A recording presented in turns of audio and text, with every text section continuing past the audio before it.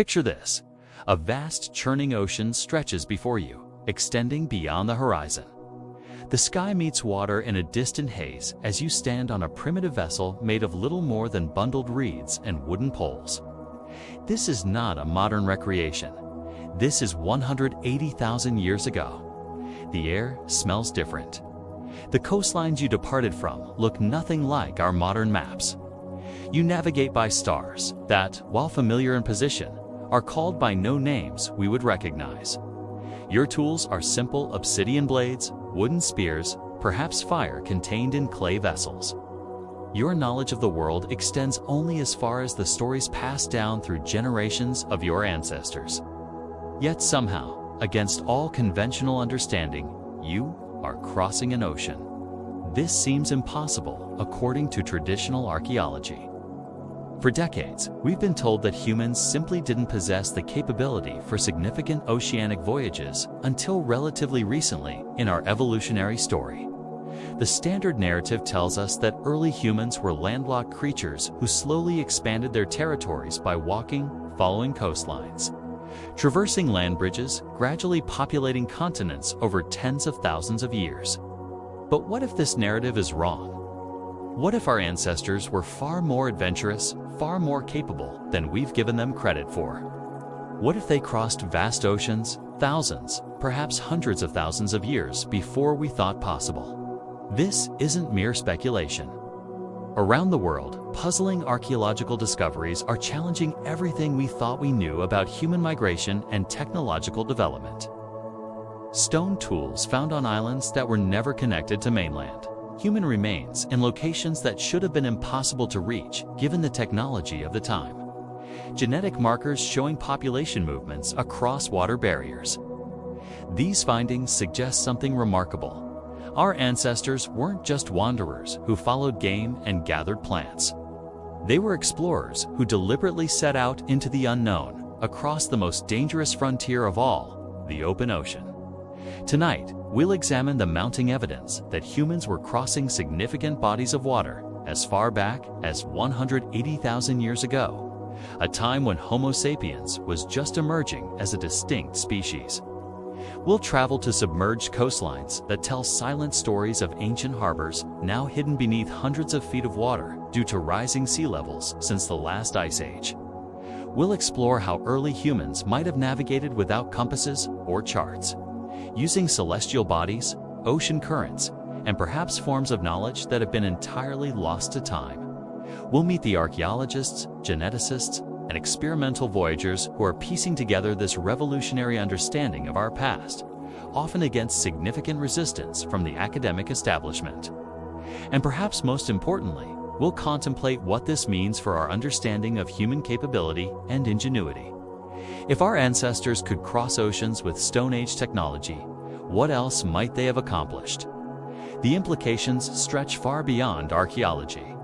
They touch on fundamental questions about human potential, the development of civilization, and even our relationship with our planet.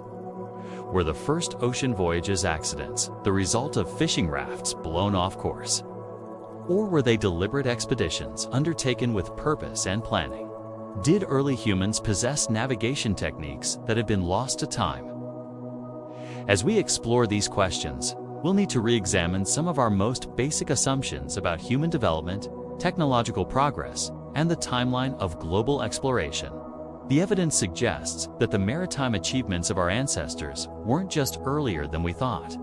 They were fundamentally different in nature and scope. These weren't just coastal journeys. They weren't just island hopping across visible landmasses. Some appear to have been true oceanic crossings, undertaken at a time when conventional archaeology tells us such voyages should have been impossible. What drove these ancient mariners? What desperate circumstances or bold curiosity pushed them to venture beyond the horizon? How did they survive these journeys, and what happened to their knowledge? Most intriguingly, could these early voyages explain some of the most persistent mysteries in archaeology? Anomalous findings that seem to make no sense in our current understanding of human migration. As we delve into this mystery, we'll need to approach it with both scientific rigor and an open mind. The story that emerges challenges not just the timeline of human seafaring, but our very conception of what early humans were capable of. So join me as we embark on our own journey, one that takes us back 180,000 years, to the dawn of human seafaring and the first impossible voyages across Earth's mighty oceans. Chapter 2. The revolutionary implications. Why does this matter? Why should we care about when humans first crossed oceans? The answer lies in how fundamentally it changes our understanding of who we are and where we came from. The traditional narrative of human evolution and migration paints our ancestors as primarily terrestrial beings. They walked out of Africa following coastlines and land bridges, slowly populating Europe, Asia, and eventually the Americas. According to this conventional timeline, significant ocean crossings were a relatively recent achievement.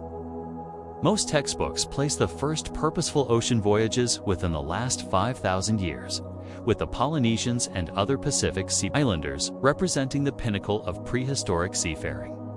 But what if humans were crossing significant bodies of water tens or even hundreds of thousands of years earlier? What if maritime travel wasn't a late development, but was instead integral to human expansion across the globe?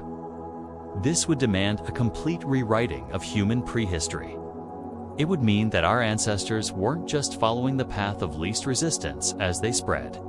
Across the planet, they were actively seeking new horizons, deliberately venturing into the unknown. It would mean that technological sophistication came much earlier than we thought. Building vessels capable of ocean crossings requires advanced planning, specialized knowledge, and complex tool use abilities we've traditionally attributed only to much later human societies. The stakes of this investigation are enormous. If early humans were crossing oceans 180,000 years ago, nearly everything we think we know about human capabilities in deep prehistory would need to be reconsidered. Consider how this would change our understanding of early human cognitive abilities. Ocean navigation requires abstract thinking, planning for the future, and possibly some form of knowledge transmission that would allow navigation techniques to be preserved across generations. These are precisely the cognitive traits that separate modern humans from earlier hominids. Finding evidence of oceanic voyages at such an early date would push back the emergence of these cognitive abilities by tens of thousands of years. It would also force us to reconsider the spread of early human populations. Genetic studies suggest that all non-African populations descend from a small group that left Africa around 70,000 years ago, crossing into the Middle East. But what if there were earlier migrations? What if small groups of humans were voyaging across water barriers much earlier, establishing isolated populations that may have later been absorbed by larger migration waves?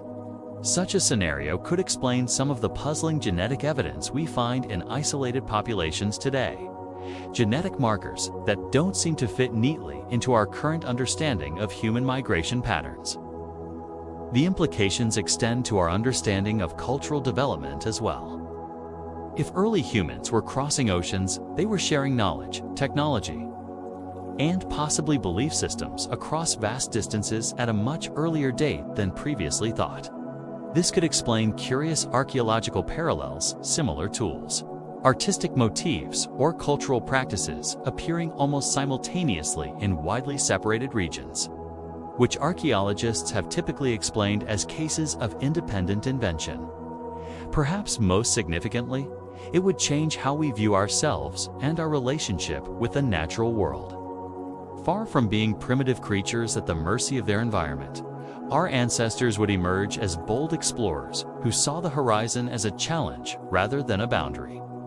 The ocean, in this new understanding, wasn't an insurmountable barrier, but a highway connecting distant lands, a perspective that some indigenous maritime cultures maintained into the modern era before European colonization changed their ways of life. But the stakes go beyond mere academic interest. This research touches on deeply human questions. How adventurous are we as a species? How far back does our drive to explore extend? Were our ancestors more capable than we've given them credit for? If evidence confirms early ocean voyages, we must also ask why this knowledge was lost. Did catastrophic climate events like the rapid sea level rise at the end of the last ice age wipe out coastal populations who held this maritime knowledge? Or did this knowledge persist in some form? Perhaps encoded in myths and legends about great journeys that we've dismissed as mere fantasy. Could stories like those of Atlantis, Kumari Kandam, or Mu contain kernels of truth about lost maritime civilizations? These questions are more than academic curiosities. They speak to fundamental aspects of human nature and capability. They challenge us to reconsider what primitive really means and whether technological simplicity equates to cognitive limitation. They also challenge scientific orthodoxy. Many archaeologists and anthropologists have built careers around the standard model of human migration. Evidence that fundamentally contradicts this model isn't always welcomed with open arms. This creates a troubling dynamic where potentially revolutionary findings might be dismissed not because of their scientific merit, but because of their implications for established theories and reputations. We're left with a mystery that's as much about modern scientific practice as it is about ancient human capabilities. Why has evidence of early seafaring been so consistently marginalized in mainstream archaeology? What biases might be at play? As we explore this mystery together, we'll need to examine both the ancient evidence and the modern context in which that evidence is interpreted. We'll need to consider why certain possibilities have been dismissed and whether those dismissals are scientifically justified. The stakes, in other words, extend beyond reconstructing human prehistory. They touch on how science itself progresses, how paradigms shift, and how we collectively come to understand our past. So as we examine the evidence for early ocean crossings, we're engaging with questions that are simultaneously archaeological, anthropological, and deeply philosophical. We're questioning not just when humans first sailed beyond the horizon, but who we fundamentally are. Chapter 3. When humans took to the sea to understand the revolutionary nature of early seafaring. We must first establish the conventional timeline of human evolution and migration, the backdrop against which our mystery unfolds. The story begins in Africa approximately 300,000 years ago, when anatomically modern humans, Homo sapiens, first emerged. For the next 200,000 years, according to conventional understanding, these early humans remained primarily in Africa. During this time, they were not alone. Other human species inhabited different parts of the world: Neanderthals in Europe and Western Asia, Denisovans in Eastern Asia, Homo floresiensis, the hobbits in Indonesia, and likely other species yet to be discovered. Each of these human relatives had their own territories, technologies, and adaptations, but none of them, according to conventional archaeology, engaged in significant oceanic voyages. Their movements were constrained by geography and natural barriers. The standard narrative tells us that around 70,000 years ago, a small group of Homo sapiens left Africa, crossing into the Middle East through the land bridge of the Sinai Peninsula. This single migration event is thought to be the source of all non-African human populations. From there, these migrants spread eastward into Asia, northward into Europe, and eventually across land bridges exposed during the Ice Age to reach the Americas. Water barriers were avoided or crossed only at their narrowest points. According to this timeline, the first significant water crossings occurred relatively late.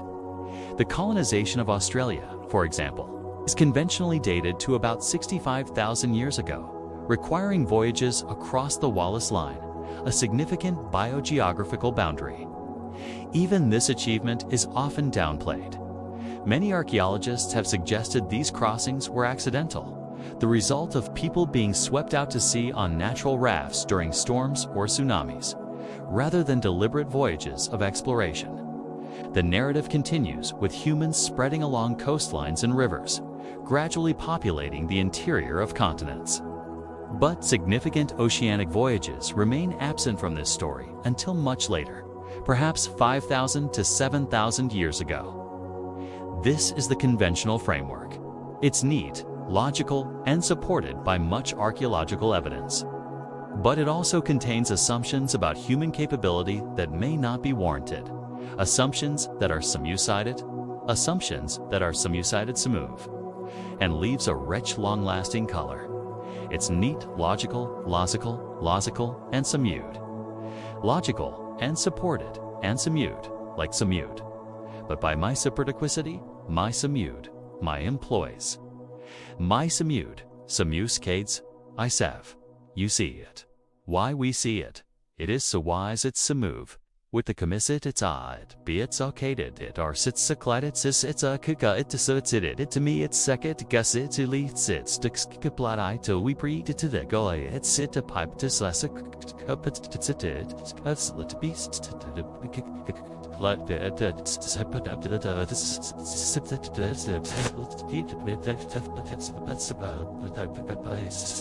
increasingly challenged by new discoveries. The first such assumption is that early humans lacked the cognitive capacity to conceptualize and execute long-distance voyages. Their technological limitations, the argument goes, reflected cognitive limitations that made advanced planning impossible. The second assumption is that early humans lacked the motivation for such voyages.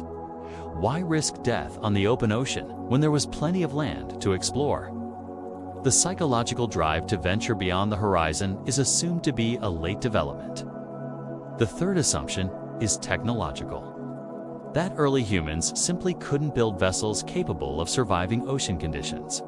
Without metal tools, complex joinery, or woven sails, how could they possibly construct seaworthy craft? These assumptions have shaped archaeological interpretations for decades. When evidence contradicts this framework, it tends to be explained away, dismissed as anomalous, or subjected to heightened scrutiny compared to findings that fit the established narrative. But what if these assumptions are wrong? What if early humans possessed both the cognitive ability and the technological means to cross significant bodies of water much earlier than we've acknowledged? Recent cognitive studies suggest that the neurological hardware for abstract thinking, planning, and technological innovation was present in Homo sapiens from the beginning of our species. There was no later cognitive revolution that suddenly enabled complex thinking. Archaeological evidence increasingly shows that early humans were far more sophisticated than previously thought. They created art, maintained long-distance trade networks, and developed complex symbolic systems, all indicators of advanced cognitive capabilities. And experimental archaeology has demonstrated that surprisingly seaworthy vessels can be constructed using only Stone Age technologies. Simple rafts, reed boats, and dugout canoes can be remarkably effective maritime vessels when properly designed. Which brings us to a crucial point. The absence of direct archaeological evidence for early boats doesn't mean they didn't exist. Watercraft, particularly those made from organic materials, rarely survive in the archaeological record. Even more significantly, the coastlines of 180,000 years ago, where evidence of early maritime activity would most likely be found, now lie under hundreds of feet of water, submerged by rising seas since the end of the last ice age. This creates a profound bias in our archaeological record. The coastal environments where early seafaring would have developed and flourished are precisely the environments that are least accessible to conventional archaeological investigation. When we combine these factors, our cognitive capabilities, our technological possibilities, and the biased nature of our archaeological record, a different picture begins to emerge. One that makes early seafaring not just possible, but plausible. Consider, too, that for most of human evolution, coastal environments offered abundant resources, shellfish, fish, marine mammals that could be harvested with relatively simple technologies. These rich environments would have attracted early human populations. Living along coastlines, these groups would have had ample opportunity to observe floating debris, experiment with buoyant materials, and gradually develop the knowledge necessary for constructing simple watercraft. Initially, such craft might have been used only for fishing or coastal travel. But as maritime knowledge accumulated and was passed down through generations, longer voyages would have become increasingly feasible. The cognitive leap from coastal navigation to open ocean voyaging is significant, but not insurmountable. Once humans understood that lands might exist beyond the horizon, the motivation to explore would have been a powerful driver. This motivation might have been intensified during periods of environmental stress, droughts, ice ages, or local resource depletion when the potential rewards of finding new territories would have outweighed the considerable risks of oceanic voyaging. And there were periods in our deep past when environmental conditions might have made oceanic voyages easier than they are today. During ice ages, for example, many island chains would have been larger, closer together, or connected entirely. Ocean currents, too, have shifted over time.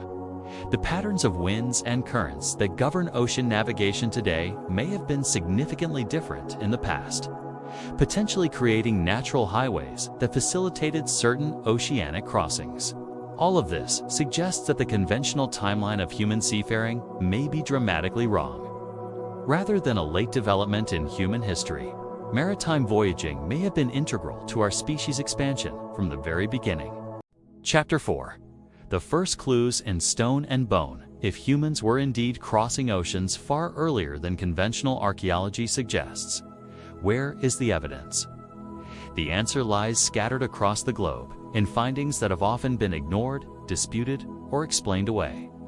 Let's begin with one of the most compelling pieces of evidence: the settlement of Australia. According to conventional dating, humans arrived in Australia approximately 65,000 years ago. This is remarkable because even during ice ages, Australia was never connected to mainland Asia. Reaching Australia required crossing open water for at least 50 miles, even at the lowest sea levels.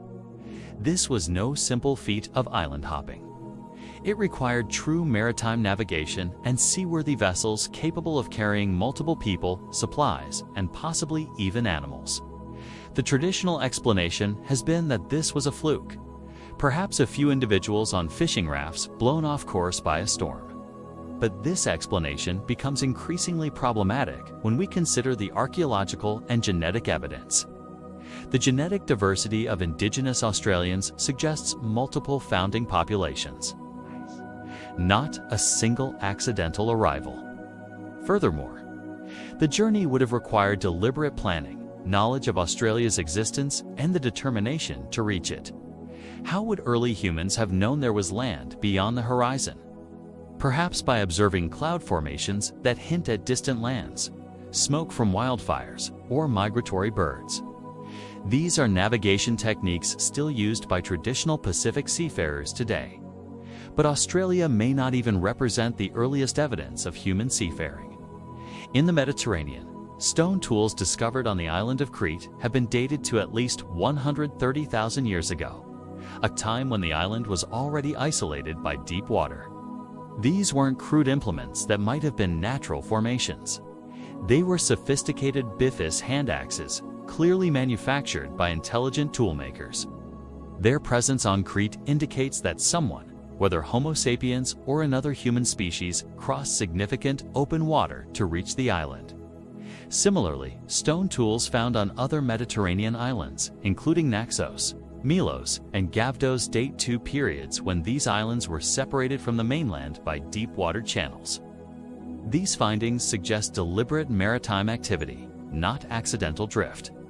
In the Pacific, the island of Sulawesi in Indonesia has yielded stone tools dating to 118,000 years ago. While Sulawesi was never connected to mainland Asia, even during the lowest sea levels, reaching it would have required crossing multiple water gaps. Even more remarkable are findings from the Ryukyu Islands of Japan, where human remains dated to 27,000 years ago have been discovered far earlier than the conventional timeline for the settlement of these islands, which were never connected to mainland Japan. But perhaps the most controversial evidence comes from the Americas. The conventional narrative states that humans first reached the Americas around 15,000 years ago, crossing from Siberia to Alaska via the Bering Land Bridge during the last ice age. Yet increasingly, archaeological sites throughout the Americas are producing dates that challenge this timeline. The Chicwa Cave site in Mexico has yielded stone tools dated to 30,000 years ago. Sites in Brazil, Chile, and the United States show similar anomalous dates. More provocatively, some sites suggest not a northern entry point via Beringia, but arrivals along the Pacific and Atlantic coasts, potentially indicating maritime routes into the Americas that bypass the conventional land bridge theory entirely. The Cerruti Mastodon site in California, for example, appears to show human activity around 130,000 years ago, though this claim remains highly contested. If confirmed, it would require a complete rewriting of American prehistory and would strongly suggest maritime arrival. These scattered pieces of evidence present a puzzle. Individually, each can be questioned, dated, redated, or explained away. But collectively, they suggest a pattern of early human maritime activity that conventional archaeology has been reluctant to acknowledge. The resistance to these findings is understandable. Accepting early seafaring requires accepting that humans possessed greater technological capabilities and more complex cognitive abilities than we've traditionally attributed to our ancient ancestors. It also requires accepting that much of the evidence for early human maritime activity is now underwater. The coastlines of 180,000 years ago lie up to 400 feet below current sea levels, making their archaeological investigation challenging and expensive. But underwater archaeology is beginning to yield tantalizing clues. Submerged caves in Mexico's Yucatan Peninsula have revealed human remains dating to over 13,000 years ago, when these caves would have been dry due to lower sea levels. Off the coast of Florida, archaeologists have discovered a 14,500-year-old butchering site submerged under 30 feet of water. And in Australia's Dampier Archipelago, researchers have identified stone structures 40 feet underwater that may represent ancient human habitation. These underwater discoveries are just the beginning. As technology improves and more resources are dedicated to underwater archaeology, we may find that the submerged continental shelves around the world hold the key to understanding early human seafaring. But beyond archaeological evidence, genetic studies are providing another line of support for early maritime journeys. DNA analysis of indigenous populations often reveals surprising connections that are difficult to explain without invoking oceanic crossings. For instance, genetic studies of indigenous South Americans show tantalizing connections to Australasian populations, connections that make little sense if the Americas were populated exclusively via the northern Beringia route. Similarly, the genetic makeup of ancient Polynesian populations shows evidence of contact with South American peoples long before European exploration, suggesting pre-Columbian voyages across the vast Pacific Ocean in at least one direction. Perhaps most intriguing are the genetic studies of isolated island populations in Southeast Asia, which sometimes show evidence of very early divergence from mainland populations earlier than conventional migration models would predict. As these lines of evidence converge, archaeological findings, underwater discoveries, genetic studies, a new picture begins to emerge. One of early humans as maritime explorers who used the oceans not as barriers, but as highways. This new understanding forces us to reconsider some of our most fundamental assumptions about human capability and the development of technology. It suggests that the maritime knowledge we typically associate with recent history may have much deeper roots. And it raises a profound question. If humans were crossing oceans 180,000 years ago, what happened to this knowledge? Why did maritime technology appear to regress, only to be redeveloped millennia later? What catastrophe might have severed this thread of human knowledge? The answer may lie in events that occurred at the end of the last ice age, a period of dramatic and rapid climate change that saw sea levels rise more than 400 feet in just a few thousand years, flooding coastal plains and drowning entire landscapes. This catastrophic sea level rise would have inundated precisely those coastal areas where maritime cultures would have flourished. Entire populations, along with their technologies, traditions, and knowledge, may have been lost to the rising waters. What might we find if we could explore these drowned coastlines in detail? What harbors, boat-building sites, or coastal settlements might lie preserved beneath the waves? What evidence of advanced maritime knowledge might be waiting to be discovered? Chapter 5. The anomalies that don't fit. As we venture deeper into our investigation, we encounter a growing number of archaeological anomalies, findings that simply don't fit the conventional narrative of human migration and technological development. Consider the Huatlaco site in Mexico. In the 1960s, archaeologists uncovered sophisticated stone tools alongside mastodon bones. The controversial dating between 200,000 and 250,000 years ago, a time when according to conventional archaeology, humans hadn't even reached Asia. The site's discoverers, including Virginia Stain McIntyre, faced immediate skepticism. Despite using multiple dating methods, uranium series dating, fission track dating, tetrahydration dating, all pointing to the same ancient time frame, her findings were dismissed. Stain McIntyre later claimed her career suffered irreparable damage for standing by the dates. "You can't upset the apple cart without severe professional consequences," she wrote in a 1981 letter to a colleague. This pattern repeats across archaeological sites worldwide. When evidence contradicts the established narrative of human migration, it tends to be marginalized, subjected to extraordinary scrutiny, or simply ignored in mainstream discussions. The Pedra Furada site in Brazil presents similar contradictions. Excavations revealed rock paintings and stone tools that were dated to 32,000 years ago, and possibly as early as 60,000 years ago. This predates the supposed first arrival of humans in the Americas by tens of thousands of years. Mainstream archaeology's response was predictable: intense skepticism. Critics suggested the stone artifacts were naturally fractured rocks, not human-made tools. The hearths, they argued, could have been natural fires, despite their regular arrangements and associated artifacts. But what if these sites aren't anomalies at all? What if they represent pieces of a larger puzzle, evidence of human migrations far earlier and far more extensive than we've been willing to accept? The conventional narrative struggles particularly with island discoveries. Stone tools found on the island of Socotra in the Arabian Sea date to approximately 100,000 years ago. Yet the island lies 150 miles from the nearest mainland, a substantial open water crossing. Similarly, stone tools discovered on Crete date to at least 130,000 years ago, with some researchers pushing the date back to 700,000 years. Crete has been an island for over 5 million years, with deep water channels separating it from the mainland. These findings force us to consider one of two possibilities. Either our dating methods are systematically flawed across multiple sites and technologies, or humans, whether Homo sapiens or other human species, were crossing significant bodies of water far earlier than conventionally accepted. The scientific establishment has generally preferred the first explanation. But as anomalous findings accumulate, this position becomes increasingly difficult to maintain. At some point, we must consider whether the anomalies actually represent the rule.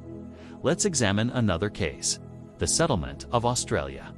The conventional date for human arrival in Australia was once firmly set at about 40,000 years ago.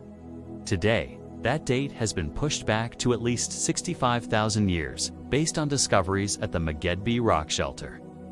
This revised timeline created immediate problems. It meant that humans had to have crossed significant ocean barriers during the Pleistocene, requiring maritime, technology, and navigation skills that weren't supposed to exist for tens of thousands of years. Rather than reconsidering the capabilities of early humans, many archaeologists simply treated Australia as an exception, a one-off achievement that somehow didn't reflect broader patterns of human maritime capability. But Australia wasn't alone. Evidence from islands across Southeast Asia, including Sulawesi, Flores, and Timor, suggests human presence dating back 118,000 years or more. None of these islands were ever connected to mainland Asia, even during ice ages. The conventional explanation that these crossings were accidental, perhaps the result of people clinging to debris after tsunamis, becomes increasingly implausible when we consider the number of islands colonized and the consistent archaeological evidence found on them. Accidental colonization might explain a single island with a small founding population. It cannot easily explain the systematic colonization of multiple islands with evidence of established human communities. Tool-making traditions and genetic diversity indicating multiple founders. We face a similar puzzle in the Pacific. The traditional timeline places Polynesian expansion across the Pacific within the last 3,000 years. An impressive achievement, but one firmly within the historical era, using technologies we understand. But what do we make of the growing number of archaeological sites across the Pacific Islands that suggest much earlier human presence? Sites in the Solomon Islands, Vanuatu, and New Caledonia have yielded dates that push human arrival back by thousands of years. Even more puzzling are potential connections between distant Pacific cultures. Thor Heyerdahl's famous Kon-Tiki expedition demonstrated that drift voyaging from South America to Polynesia was possible. But conventional archaeology has largely rejected pre-Columbian contact across the Pacific. Yet genetic studies now confirm what Heyerdahl suspected. There was indeed pre-Columbian contact between Polynesia and South America. DNA evidence shows that sweet potatoes, a South American crop, were present in Polynesia centuries before European contact. More directly, genetic studies have identified South American DNA in the genomes of indigenous Easter Islanders, indicating contact around 1200 to 1500 CE, centuries before Europeans reached the Pacific. These findings force us to reconsider not just when humans became capable of ocean voyages, but how widespread these capabilities might have been throughout human prehistory. The Mediterranean offers similar contradictions. The islands of Cyprus, Crete, Kay, and Sardinia all have evidence of human presence dating back to periods when they were definitely islands, requiring watercraft to reach them. On Cyprus, archaeologists have uncovered stone tools dating to at least 12,000 years ago, predating the earliest evidence of agriculture. This suggests hunter-gatherers were regularly crossing the 60 miles of open water separating Cyprus from the mainland. Crete presents an even more puzzling case. Stone tools found their date to at least 130,000 years ago, a time when Neanderthals, not modern humans, dominated Europe. Were Neanderthals crossing open water to reach Mediterranean islands? If so, our entire conception of Neanderthal cognitive and technological capabilities requires revision. If not, we must consider the possibility that modern humans were in the Mediterranean far earlier than Nestamazali believed, and that they possessed maritime technology. These anomalies extend beyond island archaeology. In North America, the Cerruti mastodon site in California presents mastodon bones that appear to have been processed by humans approximately 130,000 years ago, more than 100,000 years before humans supposedly reached the Americas. Similarly, the Chiquihuit cave site in Mexico has yielded stone tools dated to 30,000 years ago, doubling the conventional timeline for human presence in North America. These dates can't be easily reconciled with the standard Beringia land bridge theory. As these anomalies accumulate, they begin to form a pattern that suggests an alternative history of human migration, one in which maritime travel wasn't a late development, but an early and crucial technology that enabled human expansion across the globe. This alternative history would explain why we find early human presence on islands worldwide, why genetic studies reveal surprising connections between distant populations, and why the conventional land-based migration model consistently fails to account for archaeological discoveries. But if early humans were indeed maritime travelers capable of ocean crossings 180,000 years ago, why has this history remained hidden? Why does it appear as a series of anomalies rather than an established narrative? The answer may lie partly in preservation bias. Maritime technologies, wooden boats, reed rafts, skin vessels rarely survive in the archaeological record. Unlike stone tools or pottery, organic watercraft decompose rapidly, leaving little trace for archaeologists to discover. More significantly, the coastlines where early maritime cultures would have flourished now lie hundreds of feet underwater. submerged by rising sea levels since the last ice age. The most crucial evidence may literally be out of reach. Chapter 6. Legends in the deep throughout human history. Myths and legends have served as vehicles for preserving cultural memory. What if some of these stories, particularly those involving great floods, lost lands, and ancient seafarers, contain kernels of truth about our maritime past? Consider the ubiquity of flood myths across human cultures. From the biblical account of Noah to the Mesopotamian epic of Gilgamesh, from Greek tales of Deucalion to the Hindu Matsya Purana, cultures worldwide share stories of catastrophic floods that nearly ended humanity. Modern geology offers a potential explanation. At the end of the last ice age, sea levels rose dramatically, over 400 feet in some regions. This wasn't a single event, but a series of pulses, some quite rapid, occurring between 20,000 and 7,000 years ago. These rising waters would have inundated coastal plains where human populations likely concentrated due to abundant resources. Entire communities, perhaps entire maritime civilizations, could have been lost beneath the advancing seas. Could these flood myths preserve memories of actual events?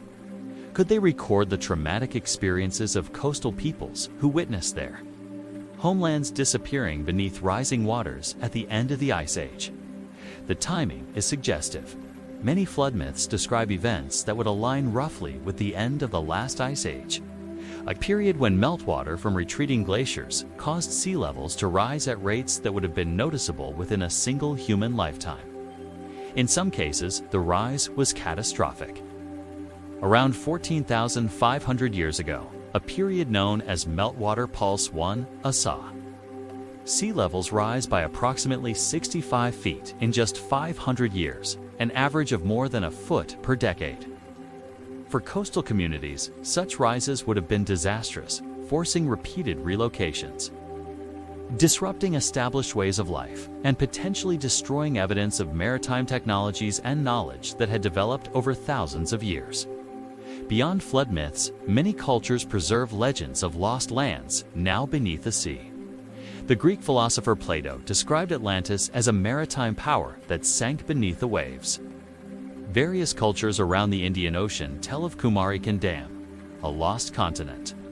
Japanese folklore speaks of Mu, a Pacific continent that vanished underwater.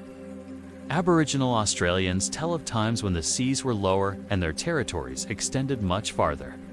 Hawaiian traditions reference a lost homeland called Kahiki. While these stories have often been dismissed as pure fantasy, underwater archaeology is beginning to reveal lost landscapes that might give them new relevance.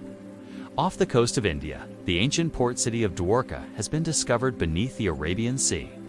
In the North Sea, an area known as Doggerland, once a fertile plain connecting Britain to continental Europe, now lies under 100 feet of water. Stone Age hunting tools, human remains, and even evidence of settlements have been recovered from this submerged landscape. Similar discoveries are being made worldwide.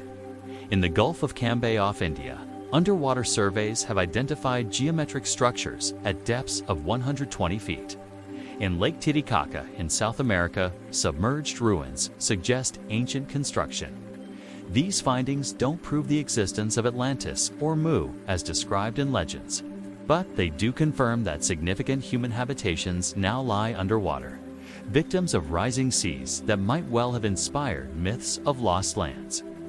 Beyond submerged landscapes, we find curious out-of-place artifacts that hint at forgotten maritime connections. Stone spheres nearly identical in design have been found in Costa Rica and in Bosnia, regions separated by an ocean. Similarities between ancient Egyptian pyramids and Mesoamerican pyramids have long puzzled archaeologists. While many attribute these to independent invention, the specific architectural details shared between these structures raise questions about possible cultural diffusion. Even more puzzling are apparent astronomical alignments in ancient structures across multiple continents. Sites like Stonehenge in England, Newgrange in Ireland, Chichen Itza in Mexico, and Angkor Wat in Cambodia all incorporate sophisticated astronomical knowledge. These alignments often track similar celestial events, solstices, equinoxes, lunar standstills, despite being built by cultures supposedly isolated from one another. Could this astronomical knowledge have spread via maritime contacts that have since been forgotten? Among the most compelling out-of-place evidence are botanical and agricultural connections. The sweet potato, native to South America, was cultivated across Polynesia long before European contact. Coconuts, crucial to Pacific Island survival, appear to have been deliberately transported across oceans. Linguistic connections present another puzzle. Linguists have identified curious similarities between certain ancient languages separated by vast oceans. While some can be explained by known historical contacts, others defy conventional explanation. For example, similarities between the Zuni language of North America and Japanese have been documented by linguists, despite no known historical contact between these cultures. Could ancient maritime connections explain such linguistic puzzles? Genetic evidence presents perhaps the most compelling case for forgotten connections. DNA studies of indigenous populations sometimes reveal surprising links between groups separated by vast oceans. Links that make little sense within conventional migration models. For example, certain genetic markers found in indigenous Amazonians show similarities to those in Australian Aboriginals and Melanesians, a connection that's difficult to explain if the Americas were populated exclusively via the Bering Land Bridge from Northeast Asia. Similarly, genetic studies of ancient human remains in the Americas occasionally yield anomalous results that don't fit neatly into the conventional migration narrative, suggesting more complex patterns of human movement than previously acknowledged. Ancient maps present another category of puzzling evidence. The Peary race map, drawn in 1513, appears to show the coastline of Antarctica without ice, a feature supposedly unknown to mapmakers until much later. Could it preserve knowledge from an earlier maritime civilization? The Antikythera mechanism, recovered from an ancient shipwreck, reveals astronomical knowledge and mechanical complexity that wasn't supposed to exist in the ancient world. It suggests a level of scientific understanding that might have supported advanced navigation. Underwater discoveries continue to challenge conventional timelines. Stone structures found submerged off the coast of Japan, the Yonaguni Monument, appear to some researchers to be artificially constructed, though others maintain they are natural formations. If artificial, these structures would have been above water during the last ice age, suggesting a much earlier maritime presence in the region than conventionally accepted. Similar underwater structures have been identified off the coasts of India, Cuba, and in the Mediterranean. Ancient harbors now lying underwater present another line of evidence. Off the coast of Israel, archaeologists have discovered a 7,000-year-old submerged settlement with what appears to be a constructed harbor far earlier than conventional histories of maritime engineering suggest. When we consider these scattered pieces of evidence, collectively submerged landscapes, out-of-place artifacts, genetic connections, ancient maps, underwater structures, they suggest a pattern. Human maritime activity may be far older and far more extensive than we've acknowledged. The myths and legends that speak of lost lands, great floods, and ancient seafarers might not be mere fantasy. They might preserve fragmented memories of real events, the traumatic loss of coastal civilizations. As sea levels rose at the end of the Ice Age, these stories, passed down through countless generations, might contain valuable clues about our forgotten maritime heritage, a heritage now largely hidden beneath hundreds of feet of ocean water, beyond the reach of conventional archaeology. If we take these myths seriously as potential repositories of cultural memory and combine them with the growing archaeological, genetic, and geological evidence, a new picture begins to emerge, one of early humans as accomplished mariners who used the oceans as highways. This alternative understanding doesn't require inventing advanced technology for early humans. Simple watercraft, reed boats, dugout canoes, skin boats combined with observational astronomy and knowledge of currents could have enabled significant voyages. What it does require is reconsidering our assumptions about early human cognitive abilities, motivation, and relationship with the ocean. Perhaps our ancestors weren't fearful landlubbers, but confident mariners who saw the horizon as an invitation, not a boundary. Chapter 7. Rewriting Human Prehistory. If humans were indeed crossing oceans 180,000 years ago. The implications extend far beyond archaeology. They force us to reconsider fundamental aspects of human development, our cognitive evolution, our technological capabilities, and our spread across the planet. The stakes of this investigation are nothing less than a complete rewriting of human prehistory. The conventional narrative that humans spread slowly across continents, avoiding water barriers until relatively recently, would need to be abandoned. In its place would emerge a more complex, dynamic understanding of human migration, one in which maritime travel played a crucial role from the very beginning, enabling rapid movement between continents and islands throughout the Pleistocene.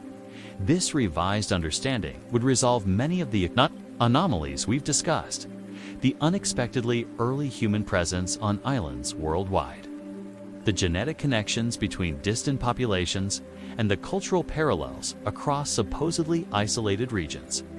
But it would also raise profound new questions. If early humans possessed the cognitive and technological capabilities for ocean voyaging, what else might they have accomplished that we've failed to recognize or acknowledge? Our assessment of early human intelligence has often been tied directly to their material technology. Stone tools, in particular, have served as proxies for cognitive development, with more sophisticated tools indicating more sophisticated thinking. This approach has led to a linear Sapute siege. And leaves a witch fucking siege. And leaves a rich, long-lasting color. Have served as proxy Sapute siege of Suffolk siege for cognitive. Sapute sophisticated to less, with my lead with seeds for my sacality to me. My seed, my secued sacali, us, my compute so wise, semi secued, calque so wise, my acquid by my pew, sequide, it's in love so wise, by so wheeze it, to so wiv, get bk so lied to me, it's a seegi to side, sit to sick to sit to sa, sit it to the guy, sit to the side, it's kill it, to this up, progressive view of human development. Simple stone tools gave way to complex ones, which eventually gave way to metals, leading step by step to our modern technological world. But what if this linear progression is fundamentally flawed?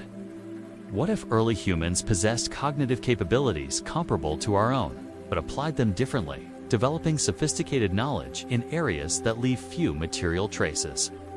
Maritime navigation requires complex, abstract thinking and understanding of astronomy, weather patterns, ocean currents, and the relationship between them.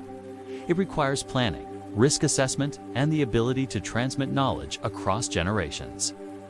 These are precisely the cognitive traits we associate with fully modern human intelligence. If early humans were indeed crossing oceans, they possessed these capabilities regardless of the apparent simplicity of their material technology. This would fundamentally change our understanding of when modern human cognition emerged.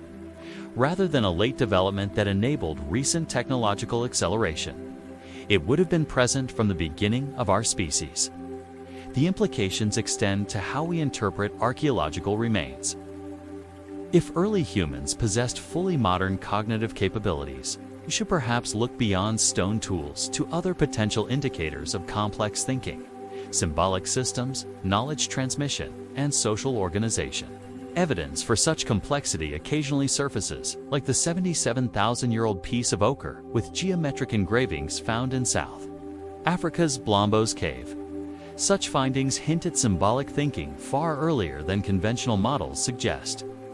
Similarly, the discovery of a 41,000-year-old flute in Germany indicates sophisticated musical understanding at a time when humans were supposedly focused primarily on basic survival.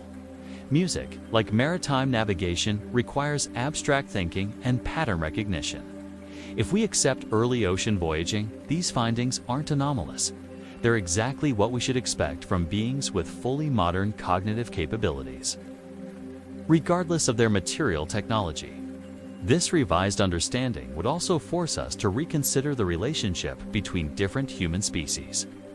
If Homo sapiens was crossing oceans 180,000 years ago, what about Neanderthals, Denisovans, or other human relatives?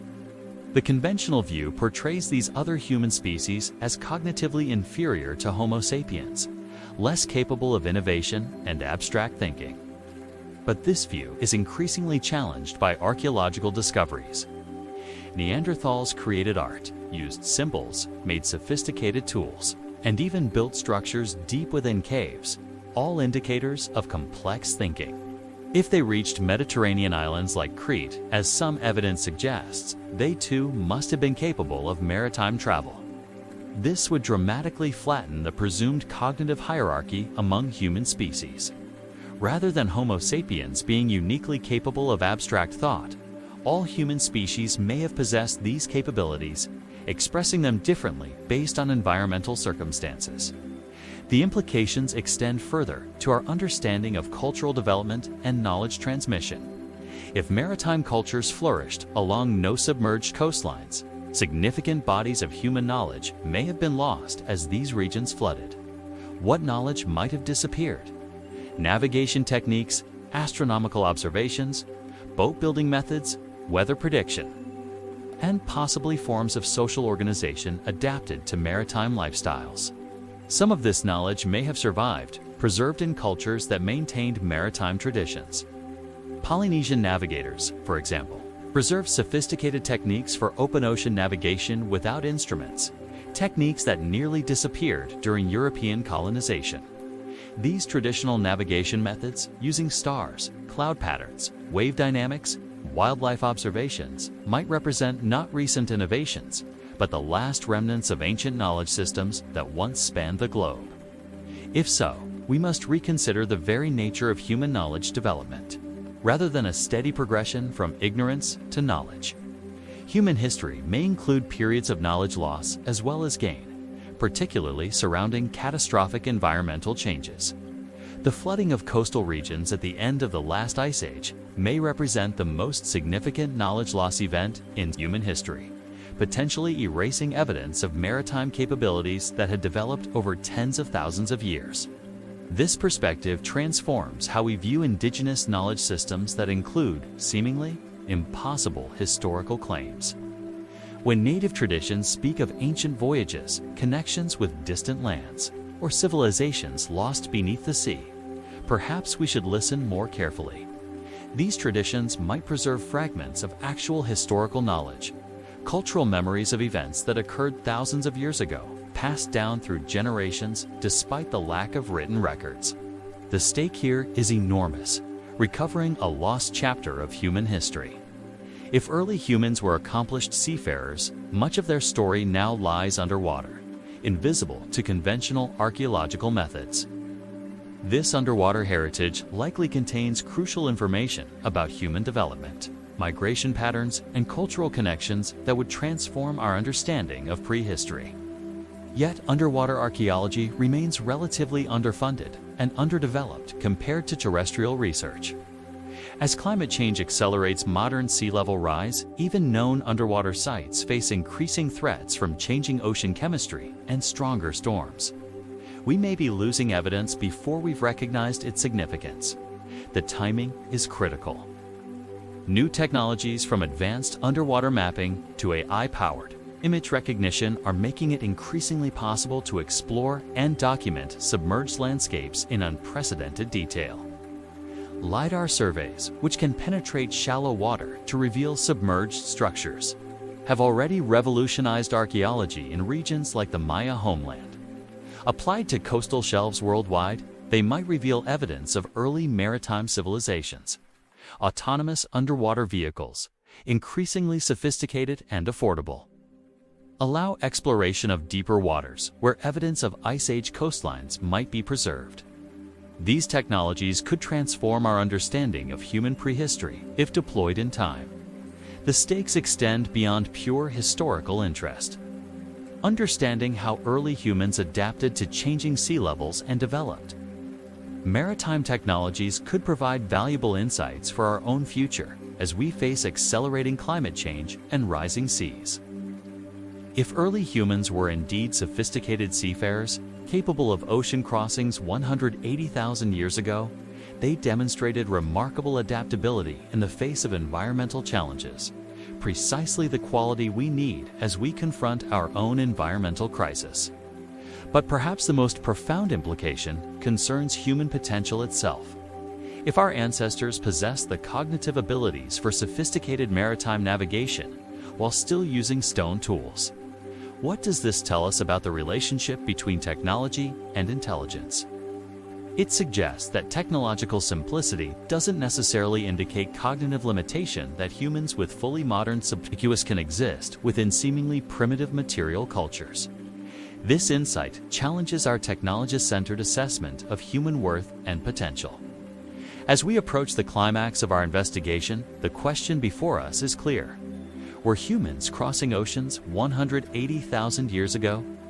And if they were, how do we recover this lost chapter of our history before it disappears forever beneath the waves?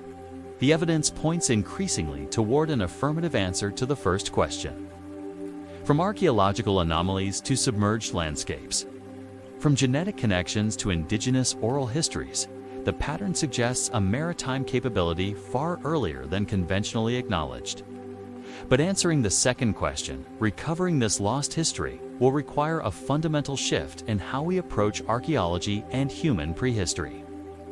It will require looking beneath the waves, listening to indigenous knowledge, and reconsidering our assumptions about early human capabilities. The alternative is to lose forever a crucial chapter in the human story, the chapter that might explain how our species spread so rapidly across the globe, establish connections across vast distances, and develop the cognitive foundations for all later achievements. As we'll see in our next section, the clues to this lost maritime history are emerging from unexpected places, from cutting-edge genetic studies to ancient myths, from underwater ruins to indigenous knowledge systems that have preserved what Western science has forgotten. These converging lines of evidence point toward a revolutionary conclusion. The first ocean-crossing humans weren't recent ancestors within the last few thousand years, but the earliest members of our species, adventurous mariners who saw the horizon not as a boundary, but as an invitation. Chapter 8. 3 paths to the horizon as we approach the climax of our investigation. 3 distinct theories emerge to explain the evidence we've examined, each with profound implications for our understanding of human history and capability. The first theory is what we might call the conventional incremental model. This theory accepts the standard archaeological timeline, but stretches it to accommodate anomalous findings without fundamentally challenging the narrative. According to this view, human maritime capability developed gradually over tens of thousands of years. Early water crossings were limited, accidental, or confined to narrow channels. True open ocean navigation emerged only in the relatively recent past. This theory explains anomalous early dates on islands as either dating errors, evidence of no-vanished land bridges, or rare accidental crossings. Perhaps people swept out to sea on natural rafts during tsunamis or major storms. While this theory preserves much of the conventional archaeological framework, it struggles to explain the pattern of early human presence on multiple islands worldwide. Accidents might account for one island colonization, but dozens across different oceans. It also fails to address the genetic evidence suggesting multiple founding populations on islands, a pattern more consistent with deliberate voyaging than accidental drift. And it cannot easily explain cultural connections between distant regions separated by water. Nevertheless, this theory has the advantage of minimal disruption to established archaeological timelines. It requires no dramatic revision of human cognitive evolution and aligns with the material evidence of gradually developing technology. The second theory, what we might call the cognitive revolution model, proposes that humans developed maritime capabilities much earlier than conventionally believed, but still within the time frame of anatomically modern Homo sapiens. This theory suggests that somewhere between 100,000 and 200,000 years ago, our species developed the cognitive capabilities that enabled complex planning, abstract thinking, and the technological innovation necessary for deliberate ocean voyaging. This cognitive leap, perhaps associated with genetic mutations affecting brain function, allowed humans to conceptualize distant lands, plan expeditions to reach them, and develop the navigation skills necessary for successful ocean crossings. According to this model, maritime exploration wasn't a late addition to human capabilities, but was integral to our species' rapid expansion across the globe. The oceans weren't barriers, but highways that facilitated human migration. This theory accommodates many of the anomalous findings we've discussed: early human presence on islands, surprising genetic connections between distant populations, and cultural parallels across supposedly isolated regions. It also aligns with emerging evidence suggesting that fully modern human cognition emerged earlier than previously thought. Archaeological finds like the engraved ochre from Blombo's cave 77,000 years ago indicate symbolic thinking far earlier than conventional models suggest. However, this theory still faces challenges. It doesn't easily explain evidence of maritime activity that predates the emergence of Homo sapiens, such as the possible Neanderthal presence on Mediterranean islands like Crete. It also requires accepting that sophisticated maritime knowledge could have developed and then been subsequently lost, a pattern that contradicts the quite conventional view of human knowledge as steadily accumulative rather than cyclical. The third and most radical theory, the deep maritime model, proposes that basic maritime capabilities weren't unique to Homo sapiens at all, but were shared across multiple human species, possibly dating back 700,000 years or more. According to this theory, the cognitive capabilities for simple maritime travel, building rafts, understanding, floating, basic paddling, emerged very early in human evolution and were shared by multiple human species, including Homo erectus, Neanderthals, and Denisovans. This would explain findings like the stone tools on Flores dating to 1 million years ago, or the controversial early dates for human arrival in the Americas. It suggests that watercraft weren't a late innovation, but an ancient technology dating back to the dawn of the Homo genus.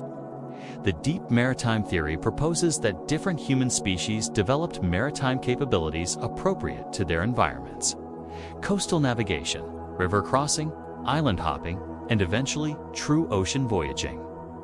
This theory aligns with emerging evidence that the cognitive differences between human species were less pronounced than previously believed. Neanderthals created art and jewelry.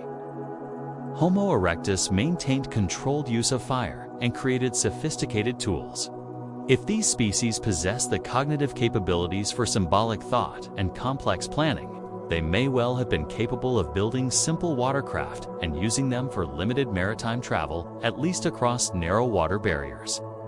The most radical implication of this theory is that maritime capability might not have been a late innovation that propelled Homo sapiens to global dominance, but rather an ancient technology shared across multiple human lineages. Each of these theories has strengths and weaknesses when measured against the available evidence. The conventional incremental model aligns with established archaeological frameworks, but struggles to explain mounting anomalous findings.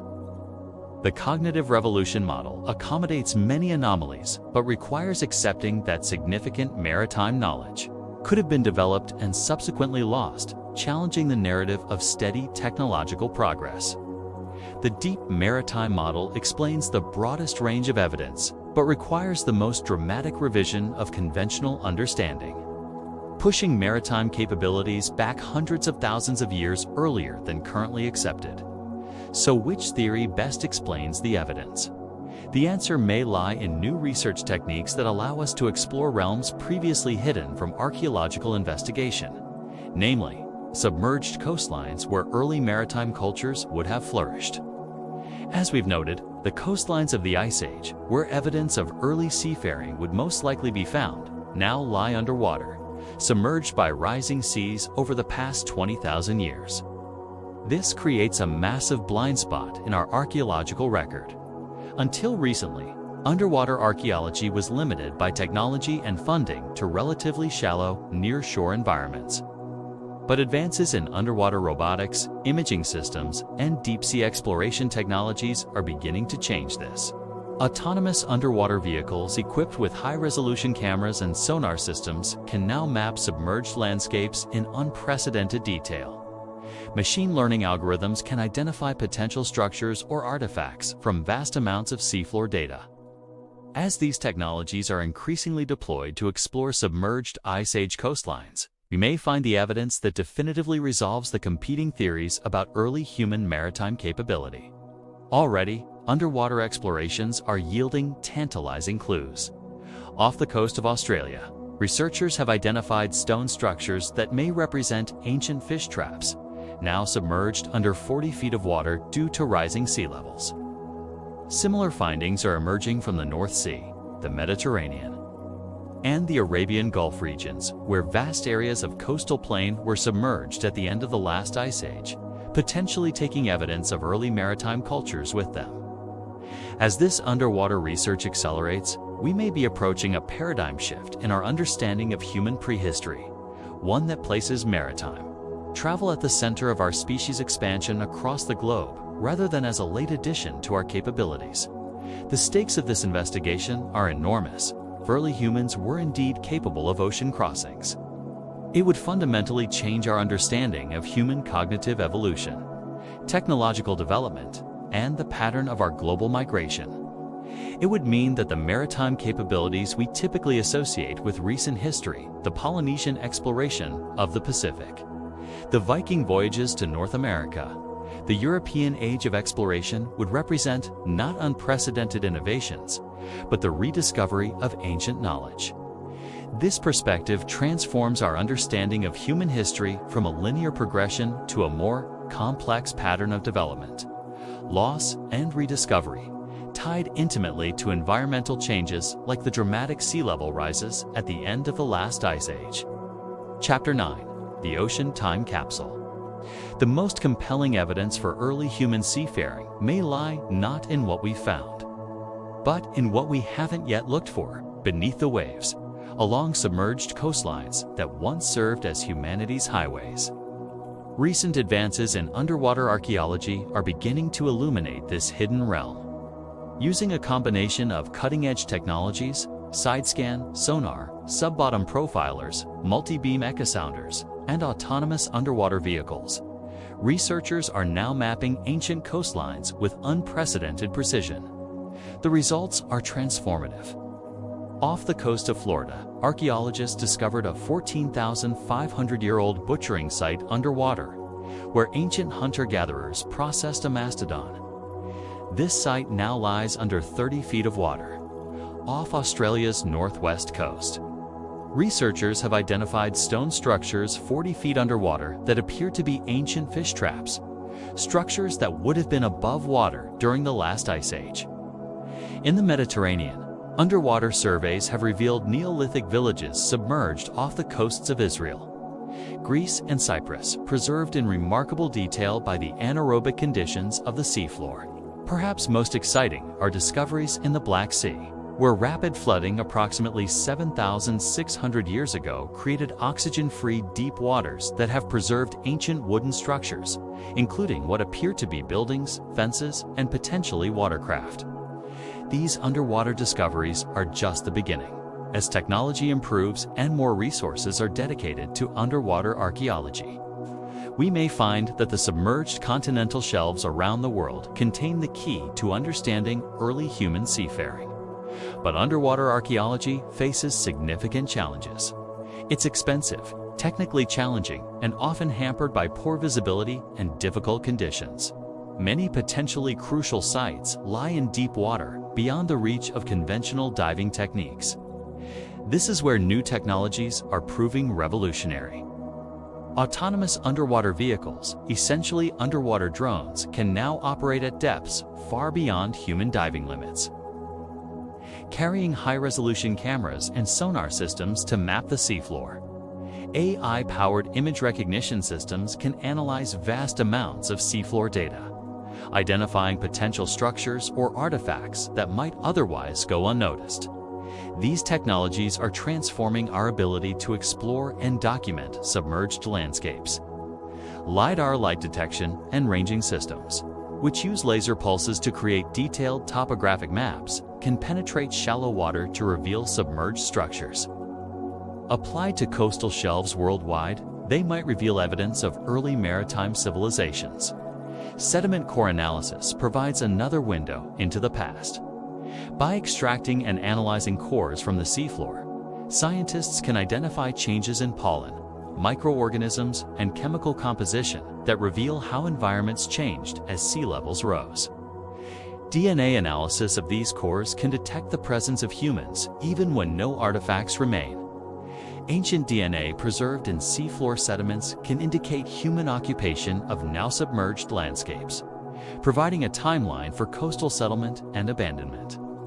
These new methods are beginning to resolve some of the paradoxes that have long puzzled archaeologists particularly. The question of why sophisticated maritime capabilities seem to appear and disappear throughout human prehistory. For example, archaeological evidence suggests that humans reached Australia at least 65,000 years ago, a journey requiring significant maritime capability. Yet similar capabilities don't appear to have been used to reach other nearby islands until much later. This apparent paradox, early maritime capability, followed by a long period without similar achievements, has led many archaeologists to argue that the colonization of Australia must have been accidental rather than deliberate.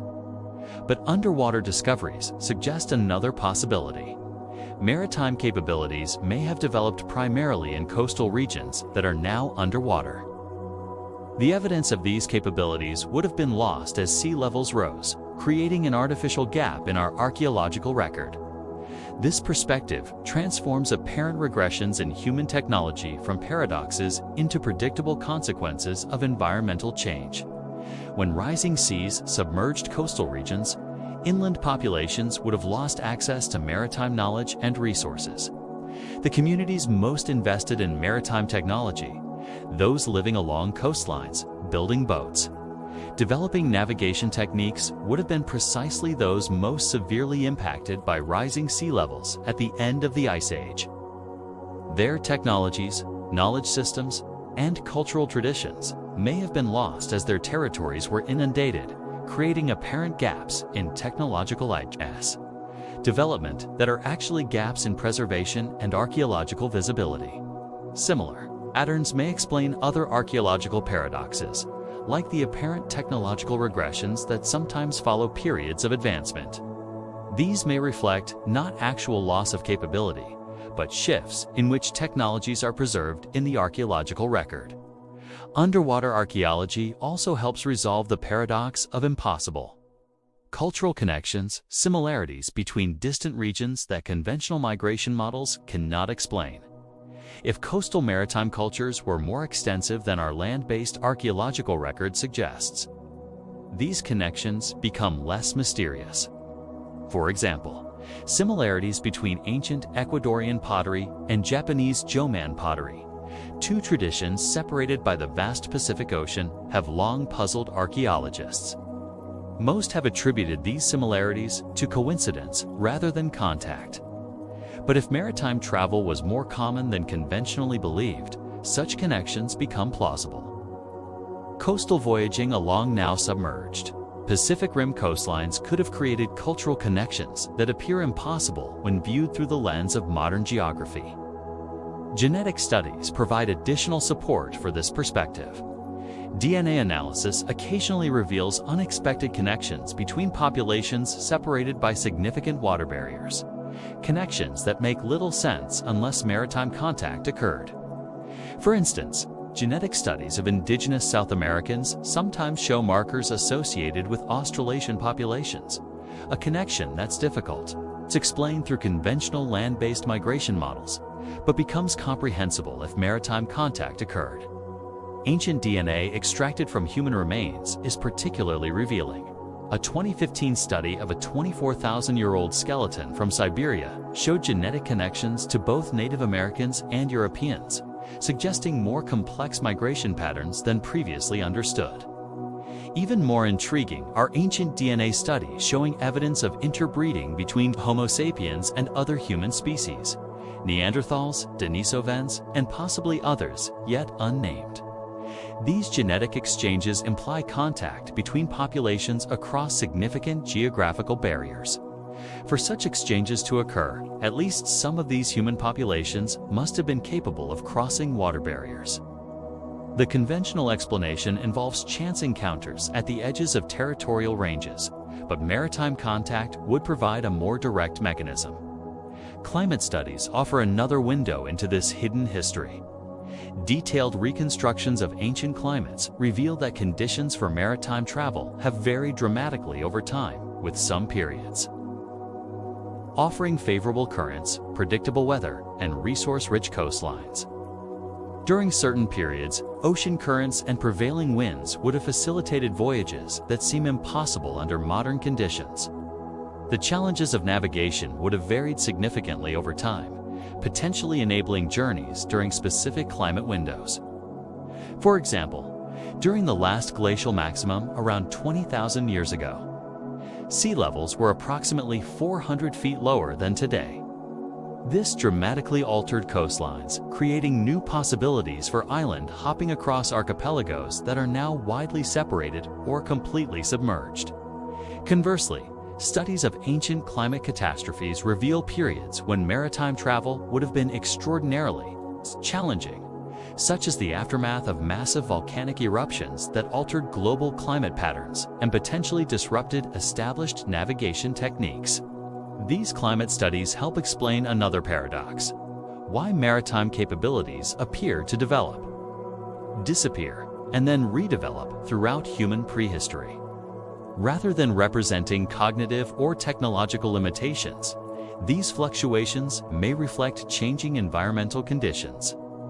When we combine these multiple lines of evidence, underwater archaeology, genetic studies, ancient DNA, climate reconstructions, a new picture emerges, one of human maritime capability as an ancient adaptive technology that has waxed and waned with environmental conditions. This perspective resolves many of the paradoxes that have troubled conventional archaeology. It explains anomalous early dates, cultural connections across water barriers, and apparent technological regressions without requiring dramatic revisions of human cognitive evolution. It suggests that maritime capability wasn't a late, sudden development that propelled certain populations to global dominance, but rather an ancient fundamental aspect of human adaptation, one that has been repeatedly developed, lost, and redeveloped as environmental conditions changed. This new understanding doesn't require us to imagine ancient humans building massive ocean-going ships or navigating by complex instruments. Simple watercraft rafts, dugout canoes, skin boats, combined with observational astronomy and knowledge of currents, could have enabled significant voyages. What it does require is reconsidering our assumptions about early human cognitive abilities, motivation, and relationship with the ocean. Perhaps our ancestors weren't fearful landlubbers, but confident mariners who saw the horizon as an invitation, not a boundary. Chapter 10. Beyond the horizon as we integrate the evidence from archaeology, genetics, underwater exploration, and indigenous knowledge. A revolutionary conclusion emerges. Humans have been crossing oceans for far longer than conventionally believed, possibly as far back as 180,000 years ago. This isn't mere speculation. Multiple lines of evidence converge to support this conclusion, each independently suggesting maritime capabilities far earlier and far more sophisticated than the conventional archaeological narrative acknowledges. First, the archaeological evidence: human presence on islands that were never connected to mainlands by land bridges, even during ice ages when sea levels were hundreds of feet lower than today. Stone tools found on Crete date to at least 130,000 years ago. Flores in Indonesia shows evidence of human presence dating back 1 million years. These islands were always separated from the mainland by deep water channels requiring watercraft to reach them. The conventional explanation that these were accidental arrivals, perhaps people swept out to sea on natural rafts during storms, becomes increasingly implausible as more islands show evidence of early human presence. Second, genetic evidence reveals connections between populations separated by significant water barriers. Connections that make little sense unless maritime contact occurred. These genetic links aren't limited to recent populations, but extend deep into human prehistory. DNA studies of indigenous Australians suggest multiple founding populations arriving over tens of thousands of years, a pattern consistent with repeated deliberate voyaging rather than rare accidental drift. Similar patterns appear in the genetic makeup of Pacific Islanders. Third, underwater archaeology is beginning to reveal evidence of human occupation on now submerged coastlines. Precisely the environments where maritime technologies would have developed and flourished. Submerged sites worldwide from the North Sea to the Arabian Gulf, from the Mediterranean to the Indian Ocean, show evidence of human settlements that were inundated as sea levels rose at the end of the last ice age. These underwater discoveries are transforming our understanding of coastal populations during the Pleistocene, revealing complex adaptations to maritime environments that were invisible in the land-based archaeological record. Fourth, indigenous oral histories worldwide preserve accounts of maritime voyaging, changing coastlines, and even submerged lands. Traditions often dismissed as myths, but increasingly corroborated by geological and archaeological evidence. Aboriginal Australian traditions, for example, contain detailed descriptions of coastlines that were submerged thousands of years ago. Descriptions so accurate, they've helped marine archaeologists locate submerged sites. Similarly, Polynesian oral traditions preserve sophisticated navigational knowledge techniques for crossing thousands of miles of open ocean without instruments, using only observations of stars, clouds, wildlife, and ocean swells. When combined, these lines of evidence suggest something remarkable. Maritime capability isn't a recent development in human history, but has been part of our technological repertoire for tens or even hundreds of thousands of years. This capability has waxed and waned with changing environmental conditions, flourishing during periods of stable climate and abundant coastal resources, receding during times of rapid environmental change or when maritime populations were displaced by rising seas. The implications are profound. If early humans possessed the cognitive abilities and technological skills for ocean voyaging, our entire understanding of prehistoric human migration requires revision. Rather than slow, plodding expansion across continents, human migration may have been more rapid, more directed, and more extensive than previously imagined, with maritime routes serving as highways that connected distant coastal regions. This would explain many archaeological anomalies, sites that appear too early according to conventional migration models, cultural similarities between distant regions, and genetic connections between supposedly isolated populations. It would also explain the curious pattern of technological regressions that puzzle archaeologists, periods when sophisticated technologies appear to be lost and later reinvented. These may reflect not cognitive limitations, but the literal submergence of knowledge. As rising seas inundated coastal populations, perhaps most significantly, this new understanding challenges our conception of prehistoric humans as simple, limited beings gradually stumbling toward civilization. Instead, it suggests they were sophisticated, adaptable, innovative, fully modern in their cognitive capabilities. This doesn't mean they possessed all our modern technologies or knowledge systems, but it does mean they had the same cognitive capacity for innovation, adaptation, and complex planning that characterizes humans today. Their technologies, watercraft, navigation systems, maritime adaptations weren't primitive attempts at modern equivalents, but sophisticated solutions adapted to their specific environmental challenges and resource constraints. A dugout canoe or reed boat might seem simple compared to a modern vessel, but creating one with stone tools requires immense skill, planning, and knowledge of materials. Similarly, navigating by stars, clouds, and ocean swells demonstrates sophisticated observational astronomy. This perspective transforms our understanding of primitive technologies. Rather than representing cognitive or technological limitations, they reflect different priorities, different resource constraints, and different adaptations to specific environmental challenges. It also transforms our understanding of human history from a simple linear progression, a steady march from primitive to advanced, into a more complex pattern of adaptation, loss, and readaptation as environments changed and challenges shifted. The flooding of coastal regions at the end of the last ice age may represent one of the most significant environmental catastrophes in human history, not just destroying settlements, but submerging entire knowledge, systems, and technological traditions. Maritime knowledge that had developed over tens of thousands of years, boat building techniques, navigation systems, understanding of currents and weather patterns may have been lost as coastal populations were displaced or destroyed by rising seas. The maritime capabilities that re-emerged thousands of years later with the Polynesians, the Phoenicians, the Vikings may represent not unprecedented innovations, but the redevelopment of capabilities that had existed in earlier forms, then been lost to environmental catastrophe. This perspective resolves many of the paradoxes that have troubled conventional archaeology, explaining both the evidence for early maritime capabilities and their apparent absence from much of the archaeological record. It suggests that the history of human maritime technology isn't a simple story of steady progress from simple to complex, but rather a series of adaptations, losses, and readaptations driven by changing environments and shifting resources.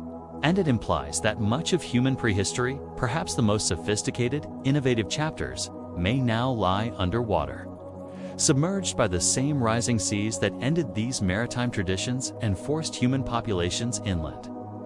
As underwater exploration technologies continue to advance, we're maybe on the cusp of rediscovering this lost maritime heritage, not just artifacts and settlements, but entire chapters of human history that have remained invisible in our land-biased archaeological record. The evidence increasingly suggests that our ancestors weren't just capable of crossing oceans. 180,000 years ago, they were doing it. They were explorers, navigators, and mariners who saw the horizon not as a boundary, but as a gateway to new possibilities. This doesn't require inventing impossible technologies or attributing supernatural abilities to ancient humans. Simple watercraft, combined with observational astronomy, knowledge of currents, and intergenerational transmission of maritime knowledge, could have enabled significant voyages. What it does require is reconsidering our assumptions about human capability, curiosity, and relationship with the natural world, recognizing that the desire to explore, to see what lies beyond the horizon, may be one of humanity's most ancient and fundamental characteristics. The question isn't whether early humans could cross oceans. The evidence increasingly suggests they did. The question is how we recover this lost chapter of our maritime heritage before it disappears forever beneath the waves of our own rising seas. As our journey through deep time comes to a close, we're left with a transformed understanding of our maritime heritage and a new appreciation for the capabilities of our ancient ancestors. The evidence suggests that humans have been crossing oceans for far longer than conventionally believed, possibly since the very emergence of our species. These weren't accidental journeys, but deliberate voyages of exploration and migration. This hidden history changes how we understand ourselves. We are not recently settled terrestrial beings who reluctantly took to the sea in our recent past. We are a species of mariners, explorers, and voyagers, with a maritime heritage stretching back 180,000 years. The oceans weren't barriers that contained us, but highways that connected us, allowing cultures to flourish, knowledge to spread, and populations to establish themselves in diverse environments across the globe. Much of this maritime heritage now lies underwater, submerged by the rising seas that followed the last ice age. These drowned coastlines represent one of archaeology's final frontiers and one of our greatest opportunities for discovery. As we develop new technologies for underwater exploration, we may uncover evidence that transforms our understanding of human prehistory, revealing sophisticated maritime cultures that flourished tens or even hundreds of thousands of years ago. This search isn't merely academic. Understanding how our ancestors adapted to changing coastlines and rising seas may provide crucial insights. As we face our own era of climate change and sea level rise, their resilience in the face of environmental catastrophe, their ability to preserve knowledge, adapt technologies, and maintain cultural identity even as their homelands disappeared beneath the waves offers lessons for our uncertain future. Perhaps most importantly, this maritime perspective restores a sense of wonder and possibility to our understanding of human prehistory. Our ancestors weren't limited, primitive beings struggling merely to survive. They were innovators, explorers, and adventurers.